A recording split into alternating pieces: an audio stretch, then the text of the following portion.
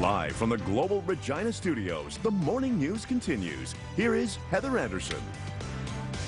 Good morning, and thanks for starting your day with us. This morning in studio, it is very exciting to have Doug Vermeeren. He has flown in to see us here at Global Regina, a filmmaker, an author, a writer, and of course someone that is going to teach us this morning in just a few minutes about gratitude. If you haven't heard about this project, it is called the Gratitude Experiment. Take a look. Is gratitude? Does gratitude really make a difference? The world that we live in is not always a peaceful place. It's a world that's often filled with negativity, heartache, pain, and sorrow. In parts of the world, there are disasters and tragedies that are natural and man-made. Will gratitude really change any of this? Will gratitude make a difference? Perhaps you've recently lost your job. Maybe you've even been unemployed for some time. Maybe you've gone through a divorce or a bankruptcy. Maybe even all of the above.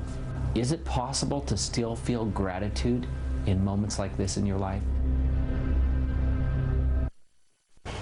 All right, Doug is joining me with the Gratitude Experiment. You look very intense, but I mean this subject, I really like this, the thought of gratitude. Now, this isn't groundbreaking research. I feel like this is something that society is just left behind when we get caught up in our everyday lifestyle. Of course, in some ways it is. Yeah, you know, leaving behind the thought of gratitude. So with this experiment and what you've learned to create this production, how's the results been in your life personally? Well, it's been interesting because when I first encountered this idea of doing a film on gratitude, I didn't really know what to expect. I was just kind of looking for scientific evidence. Does gratitude make a difference? But I found for me in my own life, it really changed everything from my relationships, my health, my abundance, you know, my finances in my life, and just overall my outlook on things. All right, so I'm curious now, when I watch this experiment, when I watch the video and the show, am I going to have some of those results as well? Is some of what you experience going to transcend into my life? Well, you know, that's actually part of the name, the Gratitude Experiment. The experiment actually isn't just the film, it's how it translates into our lives. And so we really become part of the experiment. So yes, the film is calculated to make a difference for